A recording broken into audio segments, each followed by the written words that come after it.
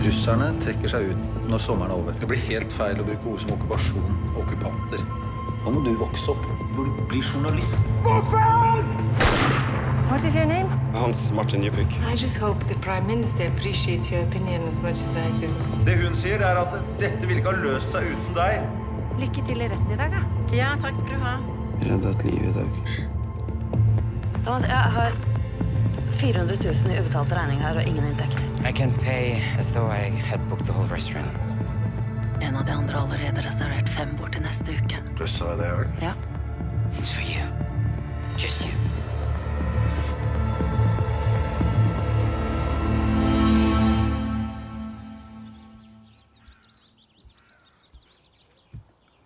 أنا غوبا Буквально. ما مشاعر Із Ясміна Ербіла.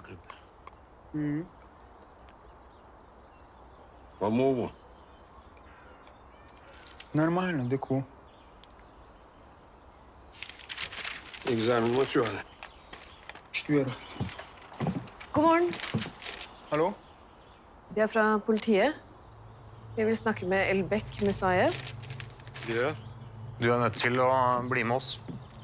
Ja, hva skjer nå? Hva skal dere, mann? Det er et heighetsbitsjekk. Господи. Блин, Сагат, смотри, Дерек Дихерду умышленно, да, стакоча. Hei,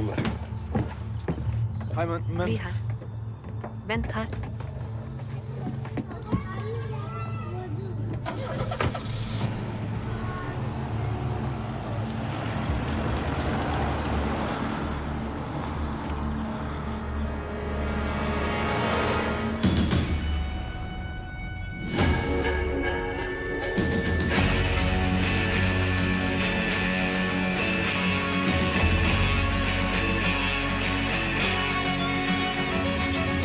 Once you were a sea folk and you sailed upon the sea.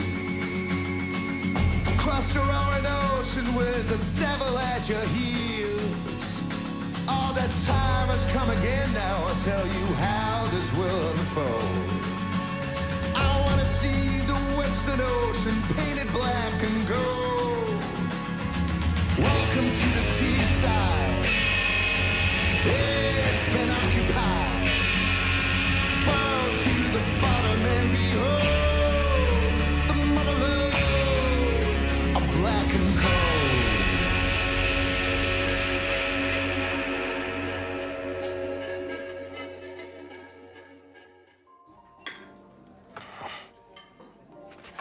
Ta sjekk.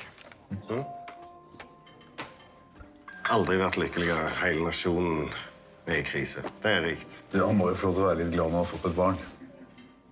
Ikke ett ord om okkupasjonen. Men de har vært ganske flinke til å torgelegge det som egentlig skjer. Men hva var det jeg leste i den ene? Det var europeisk nødhjelp. Det er riktig. Det er jo en grunn til at de andre skriver om barnefødsler. Hva mener du med det? Vi raser ned i klikktall. Kødder du? Nei. Det er jo det som skiller oss fra de andre. Mange har vi i dag. Ikke så veldig mange, ser det ut som. Vi har fått 2 avbestillinger til lunsj.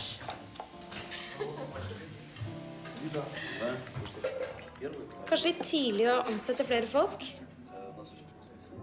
Jeg tror det er en god investering. Vi må jo ikke angripe statsministeren hele tiden. Det kan fort virke som en bitterhet. Hei, Bente. Så bra at du er i gang igjen, eller? Ja, jeg prøver i hvert fall. Melkerusserne for det det har vært. Jeg er vel strengt tatt ikke helt alene om det. Ok. Nå kan dere ta med dere kontoret deres og sette dere utenfor. Det er jo nesten ingen i restauranten. Jeg stoler ikke på deg. Hva? Jeg mener det. Plutselig er det et eller annet du bare må spørre om. Jeg skal passe på at vi skal sitte helt stille, så skal vi drikke kaffen vår i fred og ro. Jeg stoler ikke på deg heller. Ut. Jeg mener det. Det passer bra, det. Du har jo en barnefødsel å dekke.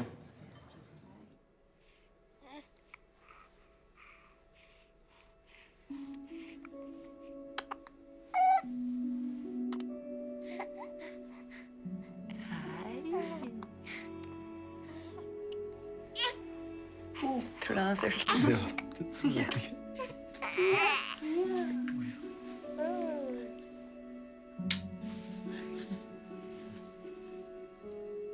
ha litt mat? Ja. Anita er her.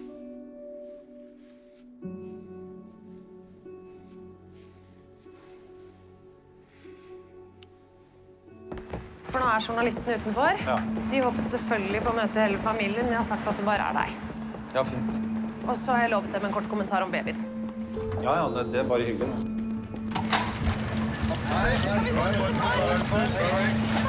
Gratulerer, Berg. Ja, takk. Ikke noe trilletur i dag? Nei, i dag må pappa tilbake på jobb. Hvem ligner han på? Nei, han ser jo... Ja, han er veldig fin. Blir det noe pappaperm på deg, Berg? Ja, jeg håper jo det. Nå må vi se an situasjonen litt, men jeg vil veldig gjerne ha mine uker, ja. Det er kanskje i forbindelse med at russerne trekker seg ut? Ja, det får vi se på det. Men når skal trekke de seg ut av landet? Det har gått 62 dager. Kan du gjøre en mer konkret dato? Ja, takk. Det er veldig bra at noen holder tellinga, Eriksen. Samtalen er i sluttfasen. Hva innebærer det? Hva mener du med det, Berg? Sluttfasen, hva innebærer det? Jeg mener at du vil få en dato i løpet av morgendagen.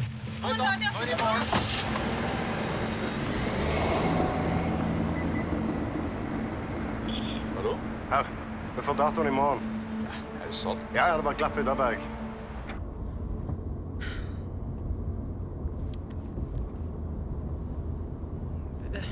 Ja, jeg vet hva du skal si. Ja. Det var ikke så lurt. Nei, det var ikke. For du skjønner at nå pressen og opposisjonen og alle kommer til å skrike etter en dato, ikke sant? Ja, vi får gi dem en dato, da. Ja, vi blir jo nødt til Ja, det vi nå. kan ikke unngå det spørsmålet lenger. Ja, det er Anita Røyg. Nei, det blir ingenting om det nå. Nei. Hei. Okay, thank you. Have a nice evening. Hva er det som skjer i dag? Det er enda en russer som avbestiller. Du, var det utenfor her han russeren ble drept? Hvordan det? Gjestene spør om det. De sier at det var en tsjetsjener som ble tatt, og at det kan ha vært et attentat. Et attentat? Ja, det er det de er redde for i hvert fall. Ja, nå har de jo uansett tatt han som gjorde det. Det kan jo kanskje ha vært flere involverte. Nei, det var et uheld. Datteren min så det. Hun sa det så ut som en ulykke. Det kan godt hende, men gjestene dine er i hvert fall redde.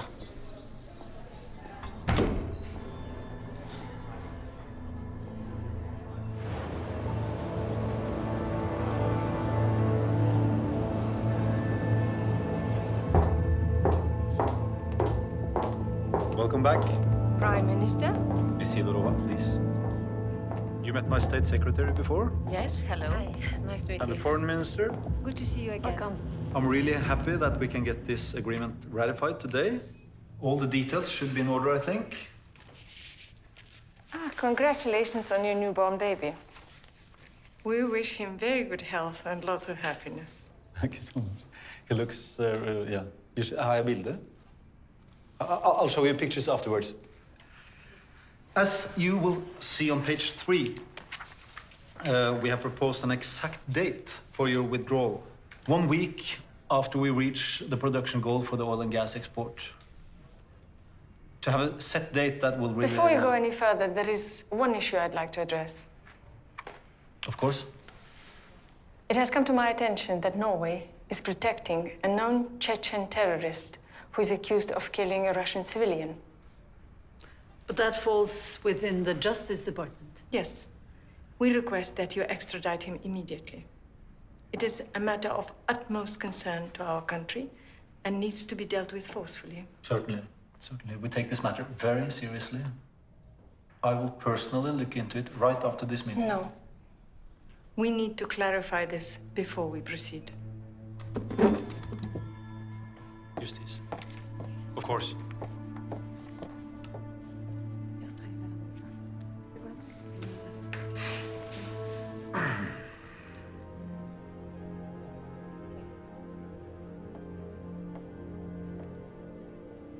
Hvorfor ikke det?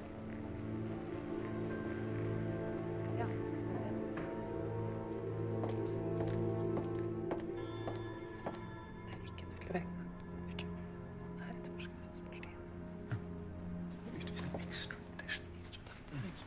So, the case is being investigated right now by some of our best people, I understand. And extradition is not a question in this matter. We do have an independent court system in this country, as you know. Until we resolve this delicate matter, there is nothing we can talk about.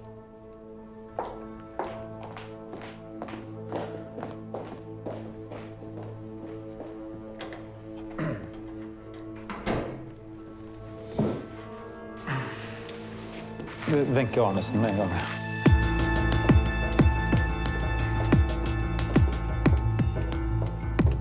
Så suger fortsatt jobben.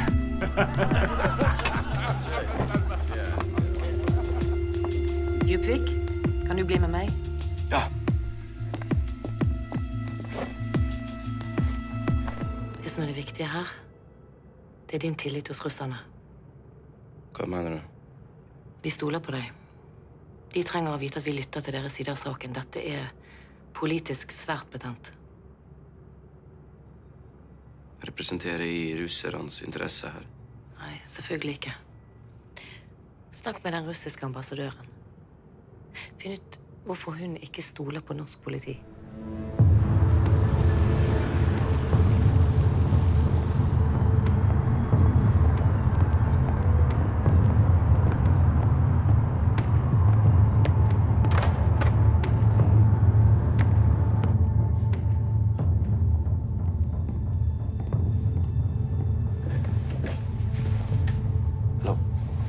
We had hoped that we would not bring our own problems with us here, but there is a number of Chechens living in Norway, and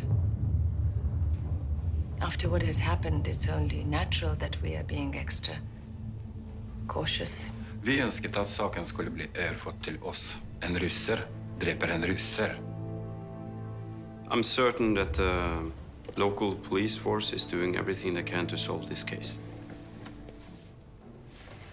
Что, там ничего нет, что ему нельзя показать? Да нет, Да ладно, показывайте. конечно. Давайте. Мы же все проверили заранее. How familiar are you with Chechen terrorism? I know a little. They're responsible for some of the most horrific acts of terrorism the world has ever seen. Violence that caused fear in an entire people. Fear of entering a public bus. Or sending your children to school. Tro meg når jeg sier at en tsjetsjener dreper ikke en russer tilfeldig.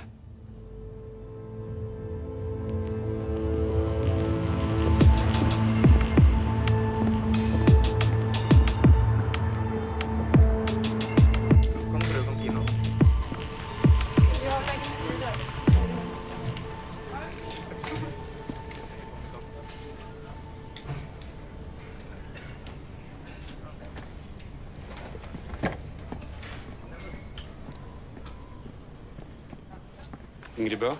Hei. Hans Martin Djupvik fra PST. Takk for at du får lov å være med. Ja, jeg hadde jo ikke noe valg.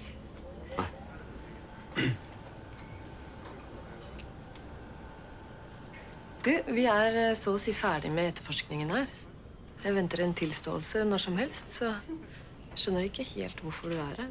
PST har en interesse I saken. Jaha. Hva da? Vi vil undersøke om det kan ligge et politisk motiv bak. Politisk?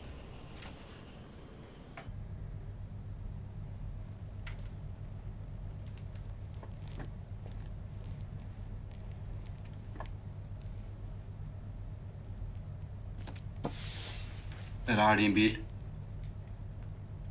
Ja. Den ble funnet på et verksted med skader som tyder på en påkjørsel. Likevel så ble tatt bilde av den bilen på en bomring, like nærheten av hvor den personen her ble funnet død. Men du vet ingenting om det her? Nei, dessverre jeg sitter hjemme og ser på TV. Hvor lenge har du vært I Norge? 80 år. Hva gjorde du I Tsjetsjenia før du kom til Norge? Jeg jobber som lærer.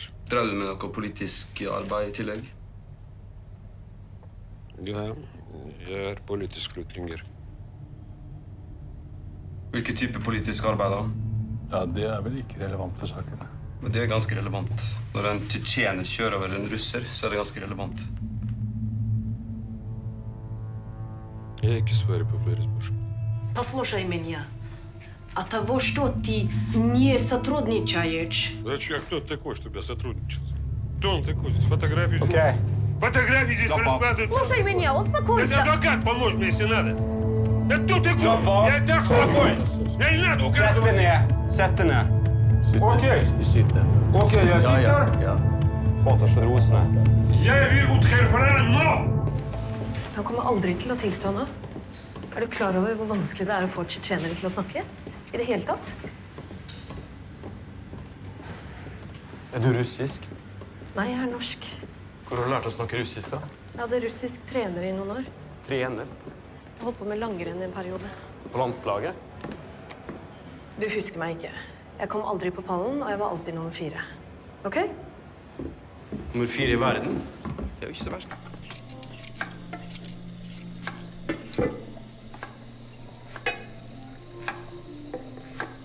Visste du at de har tatt han som kjørte på en mann utenfor her? Nei. Det er bra at han blir tatt. Så du han?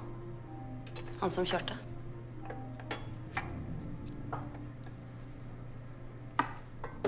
Ferdig. Den er ferdig.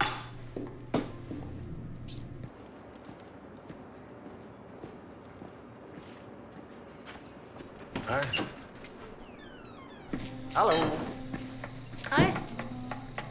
Klar for balletten? Snart ferdig med siden. Flinke. Hva er det som skjer der ute? Han setter opp kamera. Overvåkingskamera? Hvorfor det? Nei, så gjestene kan føle seg trygge her. Kødder du? Nei, en kar som har kjørt på en russer rett utenfor her, så hadde jeg stresset. Jeg hadde følt meg utrygg hvis jeg var han til tjeneren, jeg. Flykte fra Russland til et land du tror er trygt, og så blir det invadert av russere. Det er jo... Uansett, han har kjørt på en kar og stukket av. Det tror jeg du også hadde gjort. Det er vel grenser for hva du gjør for de der russerne, ne? Nå må du skjerpe deg, det er de som taler her. Ok? Sett opp noen enkle kameraer. Jeg har tillatelse til det, ok? Det er helt innenfor. Da følger de seg rolig, så alt greit, ok? Men hvis han til tjeneren blir utlevert, så havner han i russisk fengsel, og der blir han torturert. Høyst sannsynlig drept. Dette her er Norge, da. Det er ingen som blir... Vi har ikke dødsstraff. Ja, men hvis han blir utvist, så havner han i russisk fengsel, og der blir han drept. Du er så paranoid. Paranoid har ingenting med å gjøre. Jo, du er paranoid. Jeg har sett på kameraer som har filmet. Hei, er det greit?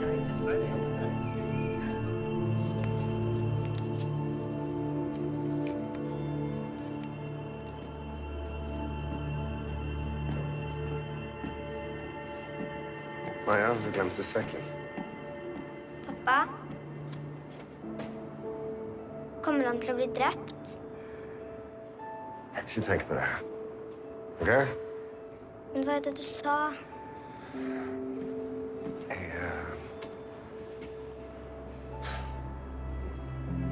Av og til når han blir sint, så overdriver han. Og da sier han dumme ting. Ok?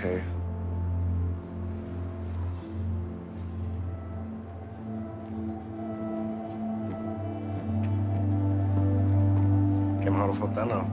Ingen. Ingen? Det var en glad og lettet statsminister som i dag tidlig kunngjorde at han er blitt far til en liten gutt. I tillegg opplyste Berg overraskende at en dato for russisk tilbaketrekning vil bli satt allerede i løpet av morgendagen. Jeg mener at du vil få en dato. Vi må gå ut til pressen med et eller annet. Jeg kan ikke gå til pressen nå. Jeg har jo ingenting å gå til pressen med. Nei, men hvis du ikke følger opp dette, så vil du bare fremstå som feig. Du vil miste troverdighet. Jeg synes du skal stille i debatt 21. Sier at Sidorov er i Moskva. Tror vi på det? Det er ikke så viktig. Men de nekter enhver kontakt. Jeg kan ikke det. Det kan ikke bare handle om han tsjetsjeneren, dette her. Det må være et eller annet annet jeg er ute etter, tror du ikke det? Kanskje det er en maktdemonstrasjon?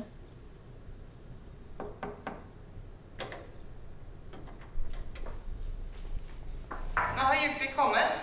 Flott. Djupvik? Du har vært inne hos russerne, da. Hva sier de? Nå kommer han her.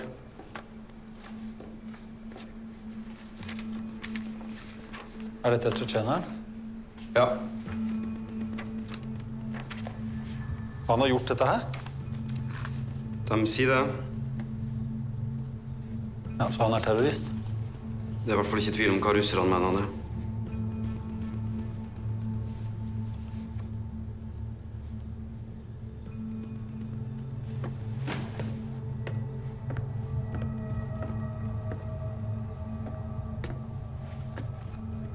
Du leder etterforskningen, du?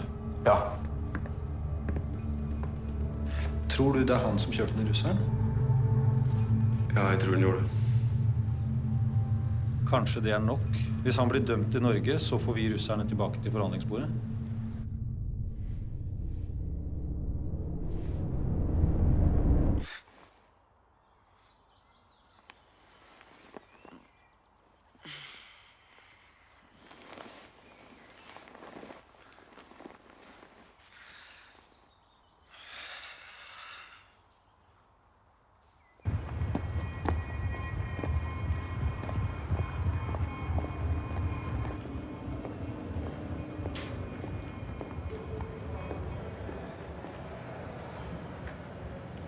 Hei. Hei. Det er lang kø her, så du må ta en kølapp. Jeg har kommet for å melde meg. Hvis du skal anmelde et forhold, så fyller du bare ut den her. Du skjønner ikke. Jeg har drept noen. Jeg har kommet for å melde meg. Du har drept noen? Ja. Og vent litt. Jeg var på vei hjem. Sånn i 2-tida. Jeg hadde vært på fest. Pleier du å kjøre bil til fest? Jeg er muslim. Jeg drikker ikke. Kom en person. Sjanglet jeg ut i veien. Og jeg la ikke merke til han før det siste øyeblikket. Før det small. Og jeg traff han. Så jeg skjønte egentlig ikke først hva som hadde hendt. Før jeg åpnet døra og gikk ut. Jeg sjekket pulsen. Men han var død. Hvorfor stakk du av? Jeg fant visittkortet hans. Og da skjønte jeg at han var russer. Da fikk jeg enda mer panikk. Jeg skjønte at ingen hadde trodd meg.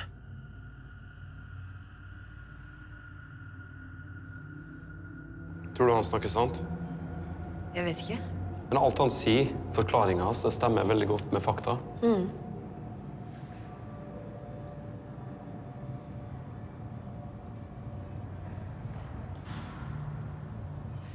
Vi sier ikke noe til faren om at Ilyas har meldt seg. Vi bør melde fra til advokaten, da. Ikke enda. Vent litt. Ja, 15 minutter. Hei. Skal du ha kaffe? Nei, takk. Jeg må ned og ta imot noen varer. Ja, men du rekker vel et lite minutt med familie? Jeg gjør egentlig ikke det. Et lite minutt.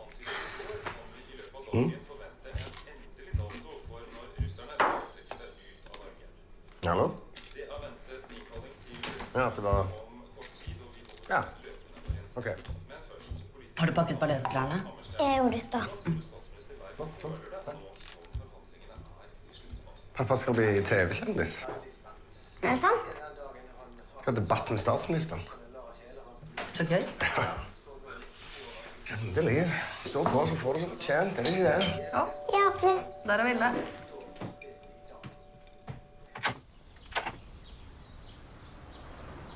Hei. Hei. Er det du som er Maja? Er foreldrene dine inne? Hei. Hei. Hans Martin Djupvik. Ja. Kommer fra PST. Det gjelder påkjørselen utenfor Maner. Jeg skulle gjerne ha snakket litt med Maja om det som hun så den kvelden. Ja, men du har jo allerede snakket med politiet, har du ikke det? Ja, jeg vet det, og Maja var visst veldig flink også. Men nå har vi noen mistenkte. Du tenker noe med en gang? Ja, hvis det er mulig. Ja, Maja skal på skolen. Det går fint, da. Er du sikker? Jeg blir med. Det går fint. Fint. Ja. Kan du finne sekken hennes? Ja.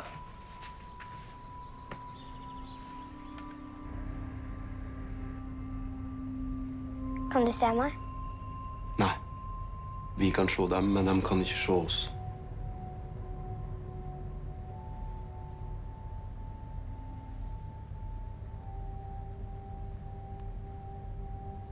Bare ta det god tida. Det er ingen av de. Er du sikker? Du kan sikkert bruke litt mer tid, Maja. Det går greit. Jeg vil du skal se på noen flere. Send gjennom neste.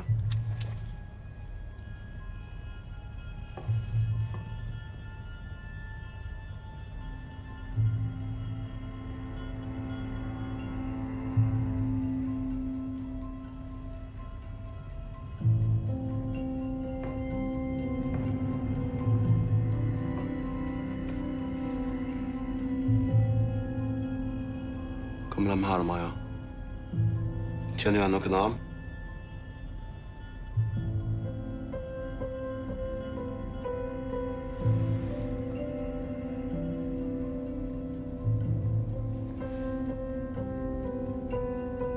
Kjenner du igjen noen? Jeg husker ikke. Maja, du har sagt til meg at du så han, ikke sant? At du så hvordan han så ut. Er det noen av dem? Prøv å konsentrere deg. Det er ingen av dem. Maja. Det går fint. Tusen takk skal du ha, Maja. Vi er nødt til å være sikre.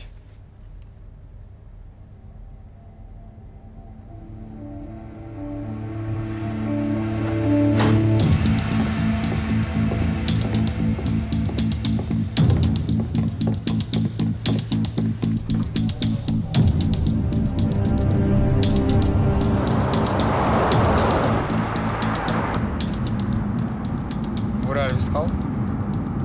Vi skal kjøre oss en liten tur. Snakke litt sammen. Hvor var du kom fra den kvelden? Jeg var på fest, jeg sa jo det. Kjører du bil til fest?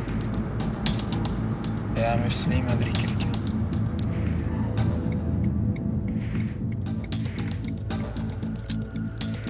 Er ikke jeg arrestert? Jo. Jeg tror ikke du kommer til å rømme. Du har tenkt å rømme?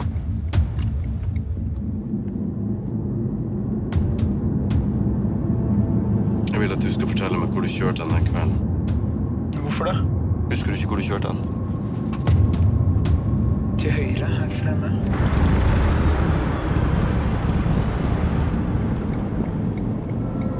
Videre da. Litt lenger frem, også til venstre. Var det tempo har du kjørt, eller? Jeg husker ikke helt. Det var noe lignende. Litt fortere. Sånn. Litt fortere, kanskje. Litt til. Her. Sånn. Jeg kan ikke huske det så godt. Det var cirka sånn. Det var mørkt. Gikk han ut her, foran veien her? Jeg skjønner ikke. Hva vil du med det her? Kom han ut i gata her, eller? Neste. Neste. Neste gate. Her. Nå. Nei, neste. Gikk han ut her? Rett foran deg her nå. Stopp! Hva skjedde da? Hva skjedde videre? Jeg gikk ut av bilen. Hvorfor gikk du ut av bilen? Fordi jeg fikk sjokk. Panikk. Jeg skjønte egentlig ikke hva som skjedde. Jeg gikk ut for å se om det gikk bra nå. Hva skjedde videre? Lå han her? Han lå her. Han lå her. Omtrent her et sted. Kan du vise meg hva du gjorde? Jeg gikk ned. Var han død? Han var død. Hvordan vet du det?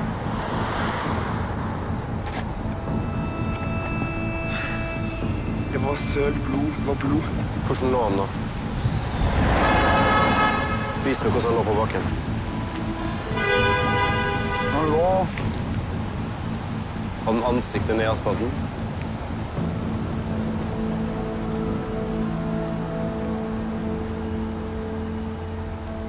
Det er ikke din skyld.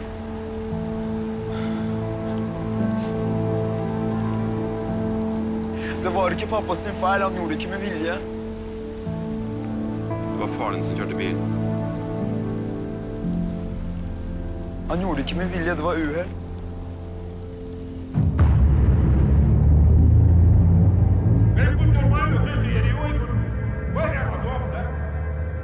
Han var sint for jeg hadde drukket. Vi krangla.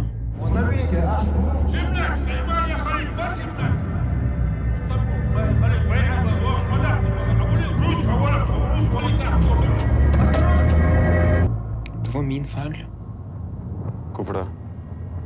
For han så på meg. Han så ikke på veien. Hva skjedde videre?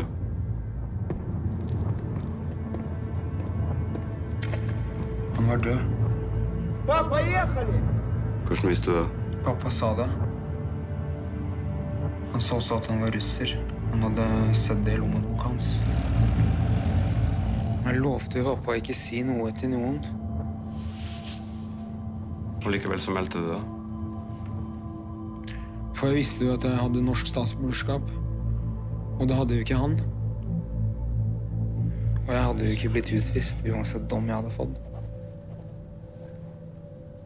Kan jeg få treffe han? Dessverre. Jeg trenger bare 5 minutter, vær så snill. Elias, alt du sier her nå, det er til fordel for din far. Så når du skal vitne, så sier du det akkurat som det er. Du var med i bilen, og at dette det var en ulykke. For det stemmer akkurat med far din sine forklaringer og med påtalen. Hva skjer da? Da blir han i hvert fall ikke dømt for overlagt. Blir han ikke utvist? Han blir ikke utvist for uaktsomt. Lover du? Ja. Det lover jeg.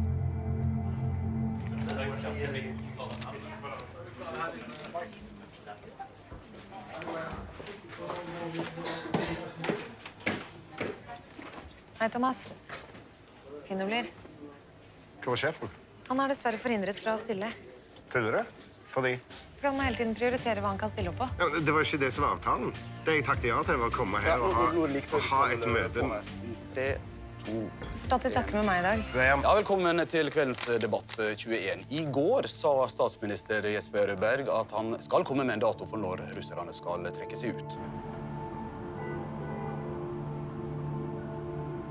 Det har hele tiden vært en garanti at russerne skal være her kun frem til olje- og gassproduksjonen er tilbake på Ja, men avtalen. sånn garanti er vel poengløs hvis en ikke har en konkret dato. Russland og EU er veldig positivt overrasket over hvor kjapt vi har økt produksjonen, så nå gjenstår det bare noen få beregninger, og så får vi den konkrete datoen. Hadde ikke statsministeren en dato i går?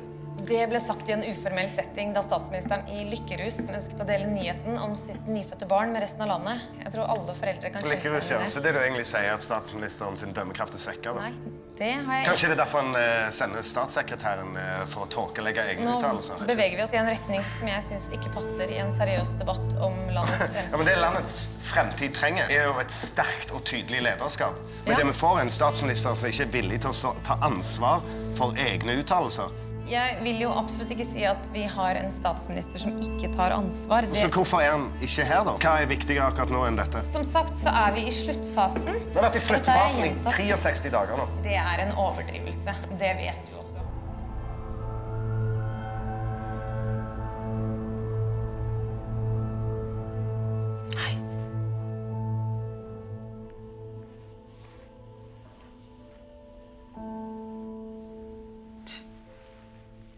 Du får lov å kose på deg selv om du blir stor.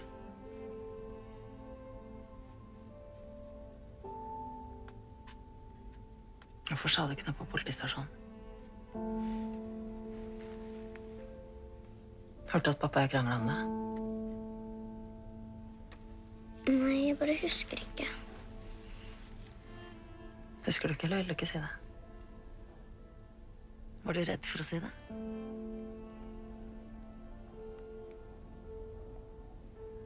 Vil du at jeg skal lese litt for deg? Pappa skal lese.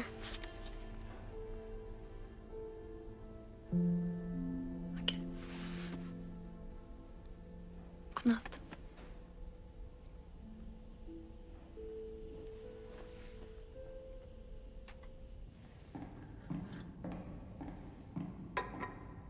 Hei.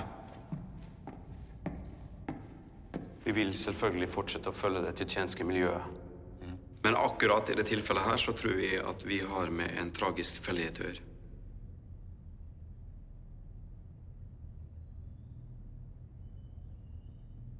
Kan jeg få snakke med Sidorova? Hun er i Moskva.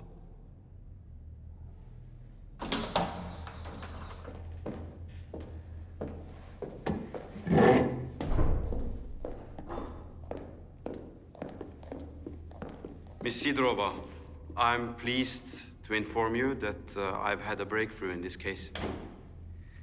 I can assure you, it was just a car accident. It was no political act. Just a tragic incident. When are you going to take our security seriously? I have been shot at. My people are being killed in front of this building. What's next?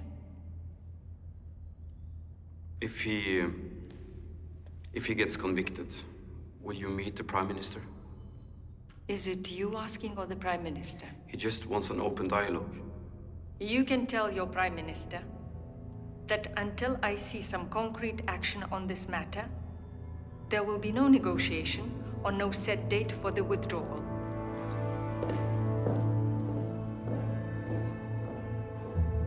Selv om han blir dømt, så ser Sidorova på Tsjetsjener-saken som nok et bevis på at vi ikke tar sikkerheten til russerne på alvor. Jeg tar deg ut av livvakttjenesten.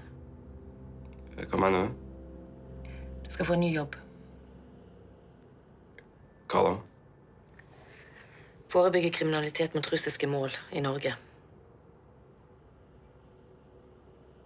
Hva vil det si i praksis? Kartlegging.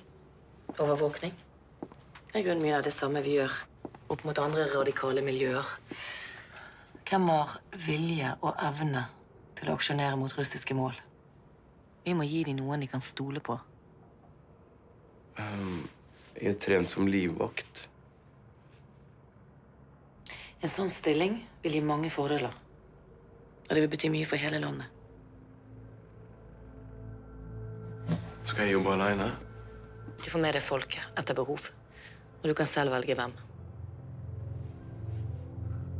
Hva med statsministeren? Han er informert. Han vet at du er den eneste som kan gjøre dette. Du er den eneste de har sluppet inn på seg. Greit. Gratulerer. Takk.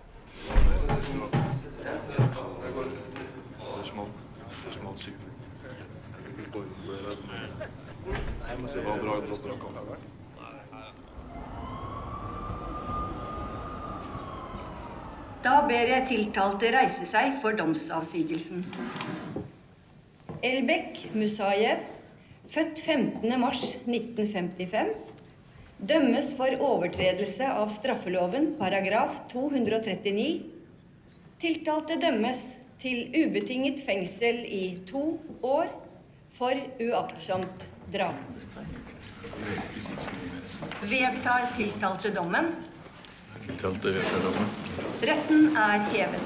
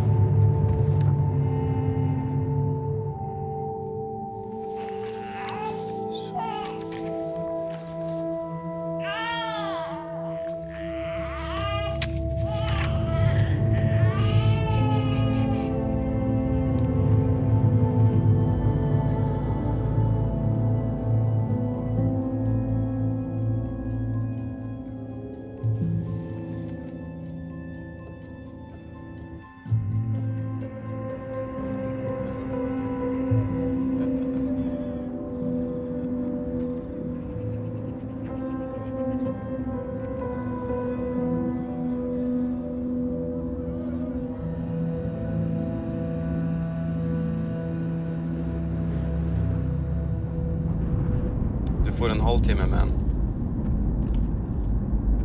Han er egentlig ikke klarert for besøk enda, så det var ikke så mange flere som skylder med en tjeneste, for å si det sånn. Takk.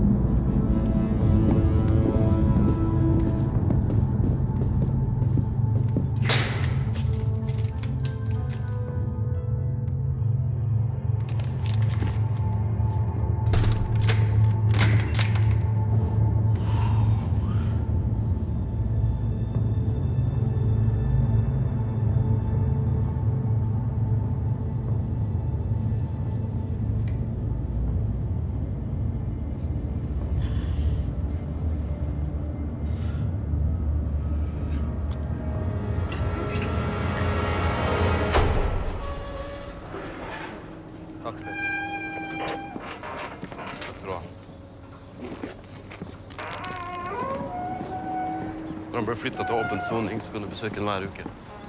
Tror du jeg kan ta med noen til neste gang? Hva slags ting da? Litt klær og sånt. Jeg vet ikke, vi kan sjekke.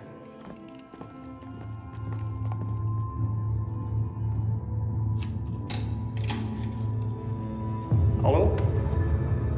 Hallo, det er besøk til deg. Åpne. Vent her.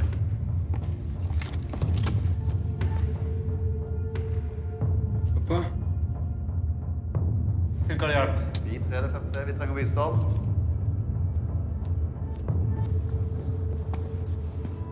Pappa? Bare vent. Pappa? Pappa? Pappa! Slipp meg! Slipp meg, for min faen! La meg se! Slipp meg! Rolig. Slipp meg, sier jeg, for faen! Det er din skyld! Slapp av! Rolig! Jævla mordere! Slipp meg! Det er din skyld, du er morder! Dere er mordere! Pappa!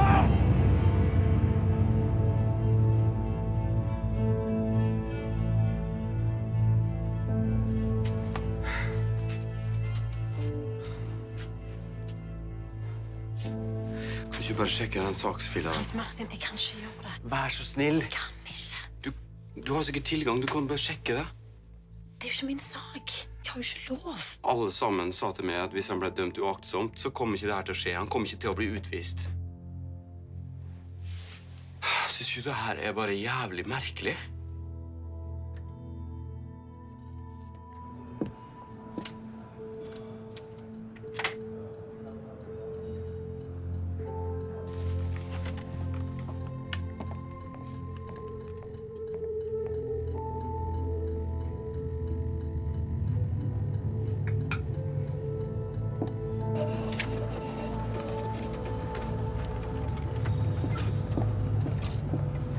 Hei. Er det ditt? Ja, takk skal du ha.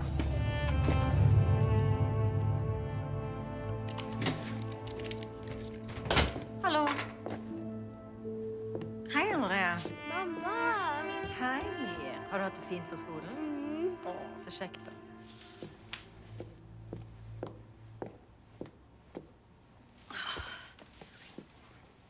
Hei. Hei. Jeg sjekket i denne saken. Mm. Den er innenfor.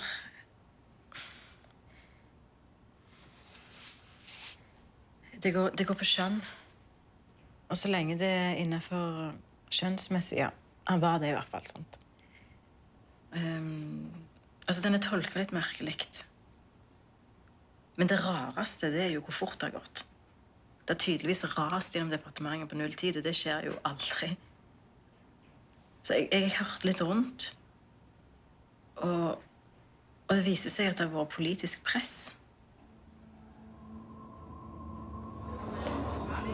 Добро пожаловать. Can I help you?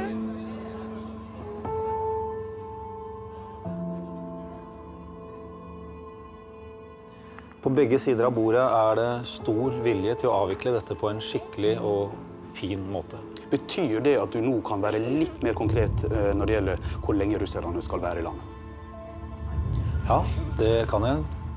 Den 12. august vil all russisk tilstedeværelse avvikles. Den 12. august? Ja. Så vidt jeg vet er det en onsdag.